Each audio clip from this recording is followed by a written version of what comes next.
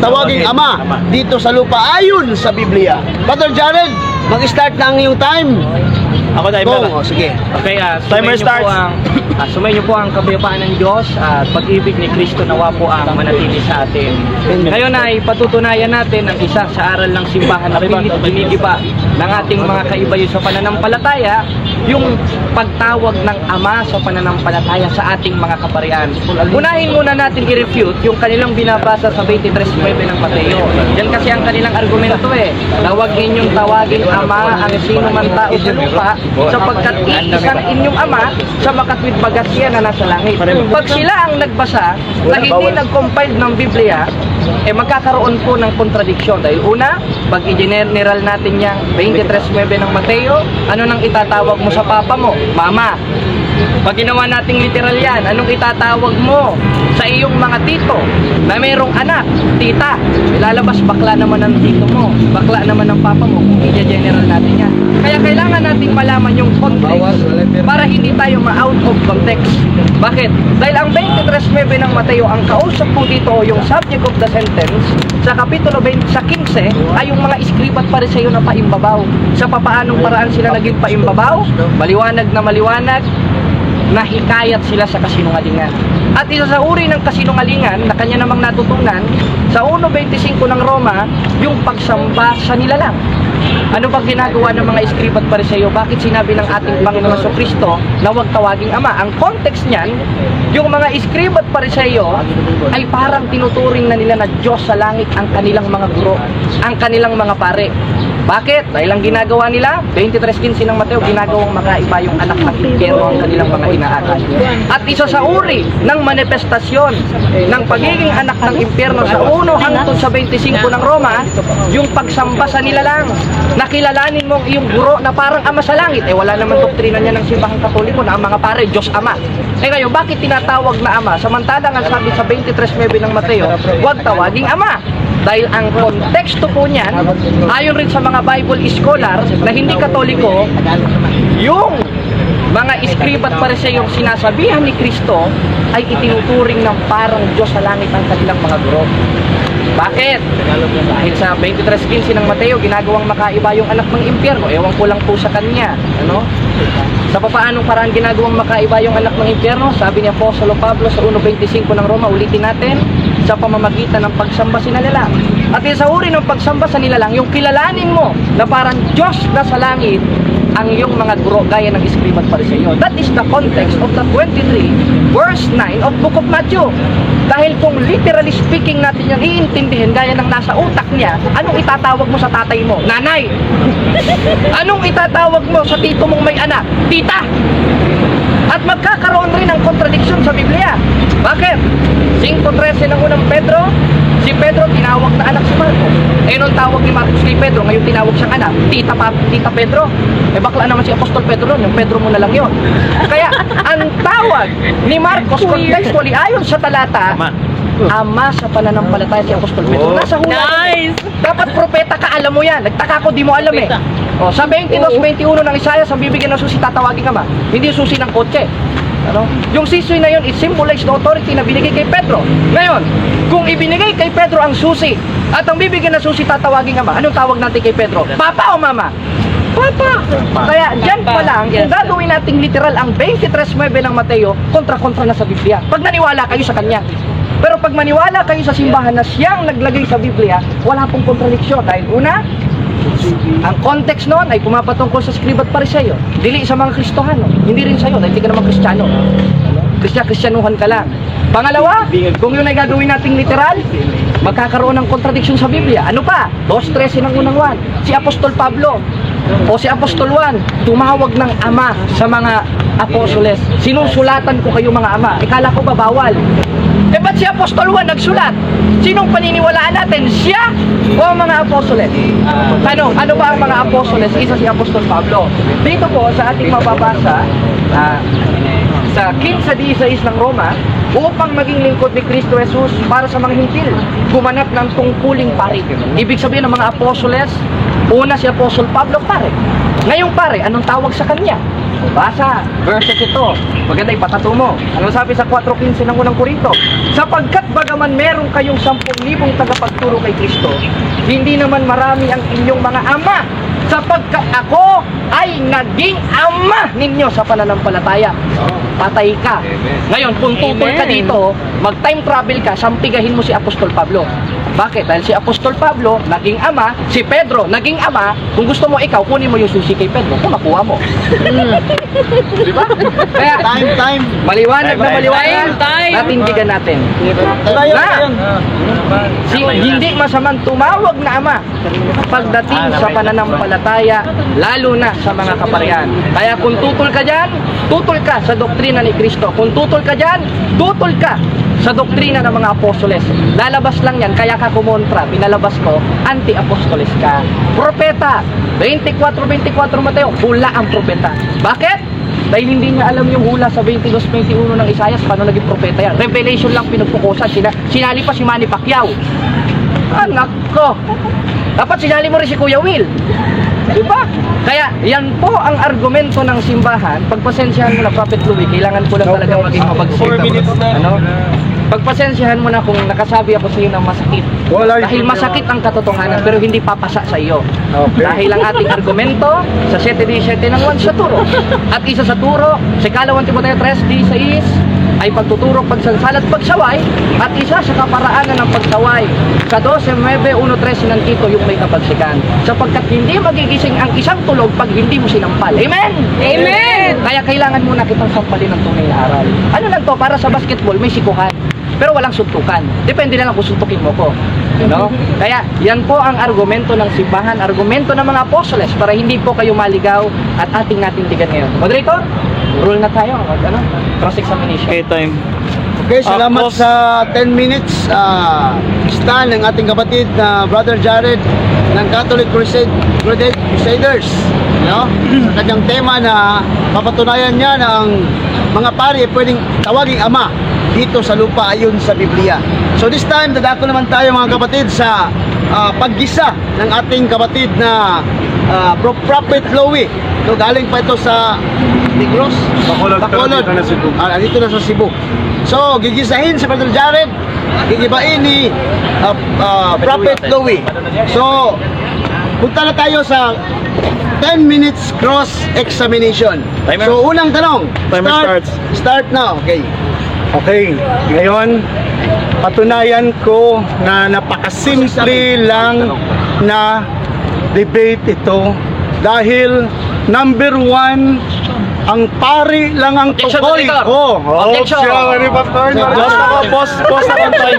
Bakit? What is your objection? Objection, moderator. Huwag ka makakomentaryo. Ang karapatan mo magtanong ko sa I am under cross. Okay, Di ba marunong sorry. yan? Ano ba? Sabi ko ako magsalita kayo ron. 5 minutes. Sinabi ko cross-examination. So cross-examination. Magtanong ka muna. Tanong ako na. Sorry. 10 minutes. Sorry. Sorry, sige. Uulitin Sige, ko. sige. So, Okay. ipatuloy na, ipatuloy pa Sorry, yung sorry. time. Tanong. Nakapos yung time na nakapos. Tanong pa lang. Sorry. Sabi ko 5 minutes. 10 minutes. Okay. Dalago tayo ulit sa tanong. Okay. Cross-examination. Okay. Sige. Yung role mo yung magtanong lang. Tanong lang. Mag-start ng iyong oras. Timer starts. Okay. Now, time. Go. Brother Jared, no? Number 1, hindi ako tutol na may tawagin pare, Ayun. Father, hindi. Father, kahit dito sa mga bangkita lang, Salamat. may tinatawag father. Objection, moderator. Kaya, time, stop. Objection, Stop. moderator. Ang tungkulin niya magtanong. Mamaya ka mga komentaryo. I am Okay, under. okay. Sabi ko Okay, sa'yo, okay. mag-aral Sige. ka ng debate. Yo, bago ka yo. harap. Wait lang. Hahamon-hamon ka, di ka pa Yo. Ay, nako. Wait lang ha. Ano ito yan? Pag may mag-object, Anong mag-stop tanong, muna. Mag-stop muna. Pag Oh. mag-object yung kabila, mag-stop muna. Okay. Tapos mag-counter objection ka. Pagkatapos ng kanyang tanongin mo siya, bro. Tapos tanongin mo siya. Sige. Dapat respetuhan niya moderator ha. Pero may explanation ko yung tag ha, bago magtanong ha. Mau to i-explain. Tanong na, mabubusin yung oras. Wait lang. Tanong na. Okay, no. Yun ang tanong ko. Oh. Marami dito sa Cebu tinatawag ama. Oh. No? So ang pag sinabi hindi naman siya pare, walang problema 'yun, di ba? No? So ang patunayan mo diyan na yung tinawag talaga father, yung pare mismo. Kasi yung tatay ko, tatawagin ko pa talaga Tanong. tatay. Tanong. Tanong ko dyan, patunayan mo, pare ba yung tinawag doon na pare na sinabi mo? Okay, ito ang sagot. Kung nakinig ka sa akin, naintindihan mo yan. Napapaghalata ang bula ang propeta King. Bakit? Si Apostol Pablo na tinawag na ama, sa 15:16 ng Roma, dapat alam mo yan, propeta ka eh. So, Hindi ngayon naman ako pare yan. Ngayon lang ako nakakita ng propeta, hindi marunong sa Biblia. Saan ka nakakuha ng pagka-propeta mo? Sa Avon na magazine? O ito sabi, upang maging lingkod ni Kristo Jesus, sa mga hindi gumanap ng tungkuling pari. Pari! Hindi pare! Hindi pare yung sinabi mo. Yes. What is your objection? Gusto yata niya madre, Hindi pari. pare ang tukoy niya, ang tukoy kong pare! What is your objection? Hindi pare yung sinabi niya. Yung sabing sa nabi, patunayan niya yung pare. Dahil wala akong pakialam, tawagin ko tatay ko. Next question. Yes, sige. 1 minute pangutana. 1 minute to. Wala ka na human ang tubag ni Jared. Hindi kayo pwede magkano ka. Nag-object man. Oo. So, pati mas nasa. Next question na lang. Ganito ha. Pag sumagot na ng categorical, so, wag na lang tayo mag-object kung sinagot na ng categorical yung question mo. So, hintayin na lang natin na sumagot yung katunggali ng 1 minute. So, respeto na natin yung sagot, no? Yung mahirap na At least, tanong. ang tanong ay categorical, sasagutin ng categorical. Pero kung hindi siya sumagot ng categorical, example, yes or no, so pwede ka mag-object. Yun. 26 seconds So, next para question. sagutin yung tanong, no? 26 seconds pa para sagutin yung 20 tanong. seconds, 20 Okay, seconds. 26 seconds. Maliwanag, si Apostol Pablo na tinawag na ama, ayon sa 4:15 ng unang Korinto o Father, maliwanag na maliwanag sa Roma, ay pari o may tungkuling pari. Alam nga namang madre. Ikaw na lang magmadre. Ganun-ganun ka dyan, tapos may rosaryo ka. O kaya, maliwanag na sagot ang tanong. Next question, Next please. question. Yung mahirap. Next question. Next question. 1 minute na question. Sumagot na siya. Next question na. Anong? Tanong. Hindi ko makakontinue sa kanya, no? Question lang yun. Huwag ka mag-commentary. May stand ka man, rebuttal mamaya. Magtanong ka sa kanya. Sige. Ano? Second question. Saan na lang verse na nakalagay pare yung sinabi dyan na ano? Saan verse na sinabi pare dyan? Saan? Meron na. Oo, Sagot. sige. Ang sagot. Sige. 15:16 ng Roma. Verse ba to? Verse. Hindi to page ng dyaryo. Eh dahil kung chismis-chismis lang tayo dito, ang dami kong dyaryo dito. May sexing babae pa. Ito sabi, upang maging lingkod ni Kristo Jesus sa mga hintil, gumanap ng tungkuling pari. Sino yon? Maliwanag na maliwanag sa 4:15 ng unang Korinto si Apostol Pablo na naging ama sa pananampalataya. Nasagot ang tanong. Next question. Next question. Ano yan? Bible, ano? King James? Tagalog na, saka ba naman nakita King James? Tagalog. Wala lang. Sumagot ka. Hindi naman kasi makikita. Wait lang. Bago lang tayo nagsabi na kung ang tanong, maghintay ng sagot. So, huwag muna tayo mag-interrupt, no? Kasi mamaya din, hindi na natin siya papinterrupin sa sagot mo. Okay? So, ulitin natin, i-repress natin yung... Wait na. Ulitin natin. Ulitin natin ang i-repress natin yung tanong ni Prophet Louie. Okay. Please, question, Prophet 1 Louie. minute question. Go ahead, bro. Go ahead. Tanong. Yung paano nyo napatunayan mga pare? Number 1, dapat ang tinutukoy mo dyan ay is appointed na naging pare. Yun ang tanong ko. Yun ang tanong ko. Yun ang tanong ko. Yun ang tanong ko. Oo. Sige. Paano naging pare? Dahil Okay. Paano naging... Ito lang ha. Ulitin ko. Paano naging pare? So yun yung tanong ni Prophet Louie. Sumagot ka Timer ng 1 starts minute. now. 1 minute. Ito, sabi, babasahin natin paano. Ito, baka gusto rin magpare, kaya tinatanong niya paano. Ito sabi, upang maging lingkod ni Kristo Jesus sa mga hintil, na gumanap ng tungkulin. Sino nagbigay? 2:13 ng Filipos ang Diyos. Diyos ang nag-appoint. Palibasa nag-appoint sa si Satanas. Next question. Next question. Next question. Ayan. Yung mahirap naman. wala na ako question. Wala na. Okay, salamat sa cross-examine ng ating kapatid na Prophet Louie. At salamat din kay Brother Jared ng affirmative. So, wala ko open. Ako wala open. Marag dili man din mo. Dili. Ikaw na yan. Ikaw na yan. Dito naman na. Hindi, okay. Okay, ako na. So walang bias dito ha? Okay.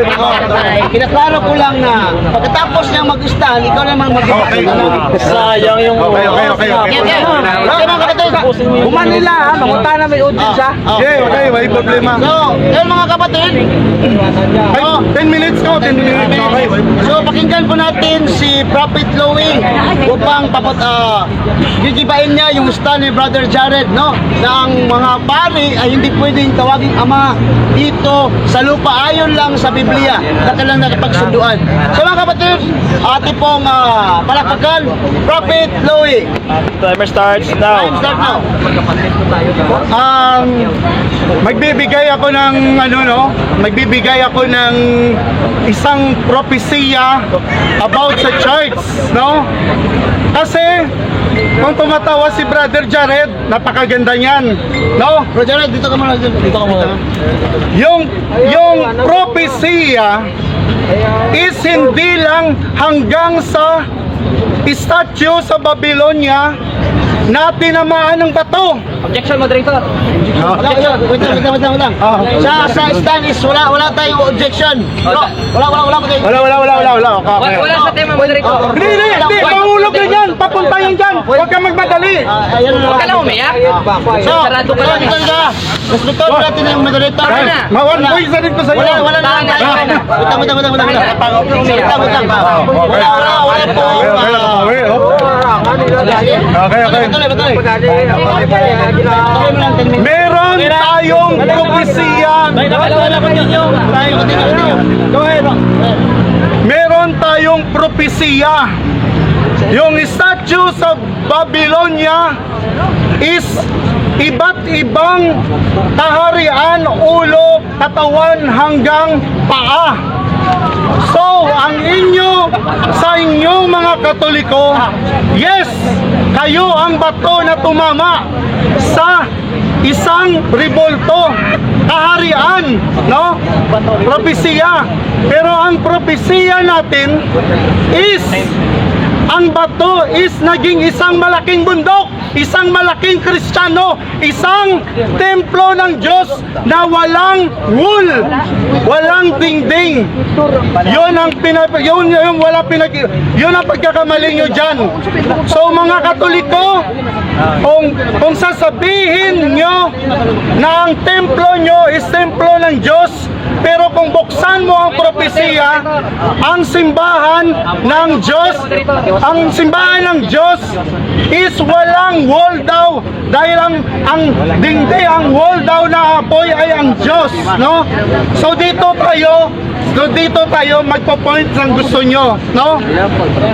Kaya wag nyo tawagin ama ang nasa lupa or ang nasa lupa, dahil uupo si Satanas sa templo ng Diyos. Tesalonica 2:4. Templo ng Diyos uupo si Satanas, kapangyarihan, taglayin ang kapangyarihan ni Satanas, no? So sino ba ang tumatawag na mga ama? Na kung ang ibig sabihin ng Bible, na binibigyan ng Bible na huwag nyo tawagin ama, dahil balang araw, yon nga ang magiging ama nyo, ang ama nyo, na taglay ang kapangyarihan ni Satanas. Tesalonica 2:4. Okay na? Yan lang. Good. So, ate pong Okay. salamat Prophet Louie, ate Okay. pong palakpakan ng kanyang stand, no? Stand ni Batay. So ngayon mga kapatid, dadako naman tayo sa cross-examination galing kay Brother Jared Albasura, at gisahin naman niya sa pagtatanong ang ating kapatid na propeta, Prophet Louie. Ready ka na ba? Okay. So mag-umpisa na. Timer starts Let's start now. now. Okay, premise muna ito, premise ha. Yeah. Intindi ka ng premise.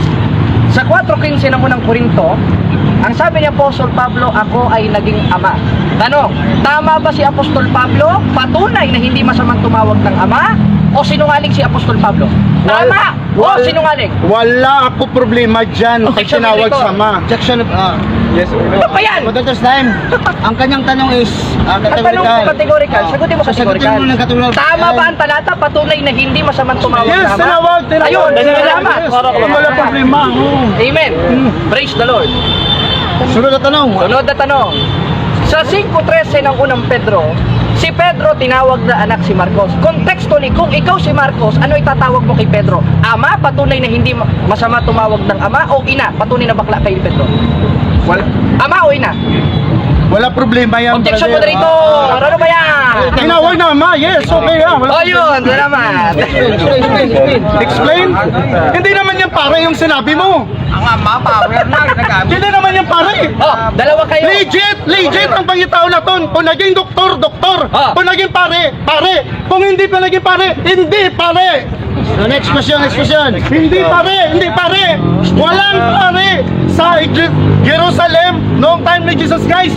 Dahil papatayin ka doon pag nakikita ka. Okay. Next question. Sunod. Walang pare. Okay na. At the time. Okay, na sa 2.13 ng unang 1, ang sabi ni Apostol Juan sa mga pare, isa si Pablo, sabi mo wala eh. Premise ito ha. Sa 15:16 ng Roma, ang mga apostoles pare. Sinulatan ni Apostol Juan ang mga apostoles na tinawag na pare sa 2.13 ng unang 1 na ama. Tanong, tama ba si Apostol Juan? Patunay na ang mga pare hindi masamang tawaging ama? O sinungaling si Apostol Juan? Categorical. Walang pare, hindi sila pare. Objection moderator! Hindi sila pare. Wait. Pause na tayo, pause. Objection granted, no? So, ang kanyang tanong is, tama ba si Apostol Pablo na sa Roma 16:15 At 2.13 ng unang 2:13 1. ng unang Juan, Tama ba? tama ba o hindi na Oo, tawagin sa mali. pare? Tama o mali?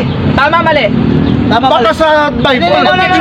Hindi yan, pare. Apostolis yan. Apostolis is apostolis. Wait lang, bro. Prophet, Okay. Wait lang, prophet. Oh, no. Ulit. Wala pare. Ulitin ko, no? Apostol, kaya tinawag apostol. Papayan mo na yan. Ulit yan. Dalawa kayo. Magtanong Sisinig ka. ng... Dalawa kayo. Bro, wag ka muna magtanong, bro. Mamaya ka na magtanong, no? Kung magtatanong ng categorical, nagsabi na tayo kanina na categorical question must be answered categorically, then qualification. So, kung tatanungin ka ng categorical, sumagot ka muna ng yes or no. Tapos, explain. Okay. Ano, ulitin ko tanong mo. Okay. Refresh. Oh, sige, Okay, sige. Start now. Ang tanong, ayon sa 2.13 ng unang 1, sinulatan ni Apostol Juan, sila Apostol Pablo sa 15:16 ng Roma na tinawag na tumanggap ng tungkuling pari. Premise ito. Kung sila Apostol Pablo ay tinawag na pari at tumanggap ng tungkuling pari, tama ba ang 2.13 ng unang 1 na nung sinulatan yung mga pare, isa si Apostol Pablo ay tinawag na ama? Tama? Yes or no? No, wala pare. No. Oh, explain ko. Malinaw na malinaw, walang pare na mga apostolos. Ang apostol is apostol, doktor is doktor. Wala yan. Kumbaga, ang ginamit mo na Biblia, dapat iatag ni mo kung unsa na nga Biblia. Kay number 1, wala. Ang nag-eskwela pare, doktor. Hindi yung wala pinag-aralan. Ang pare may pinag-aralan dapat 10 years. Kung hindi ka nag-aaral 10 years, hulurong. Okay na. No, next question. Next question. Sa 15:16 ulit ng Roma, maliwanag na maliwanag. Ang sabi ni Apostol Pablo sa kanyang sarili, tumanggap siya ng tungkuling pagkapari. Ngayon, kung si Apostol Pablo tumanggap ng tungkuling pagkapari at sinulatan si ni Apostol Juan at tinawag na ama, tama ba si Apostol Juan sa 2.13 ng unang 1 patunay na hindi masamang tumawag ng ama sa mga pare, o sinungaling ka? No pa rin. Tama o sinungaling ka? No pa rin, walang pare. Pag may pare, nilagay mo, wala. Wala. Sinagot na kategorical. Okay. Next Sabi question. mo wala. O tingnan nyo, knockout ito. Sa 15 days, knockout na.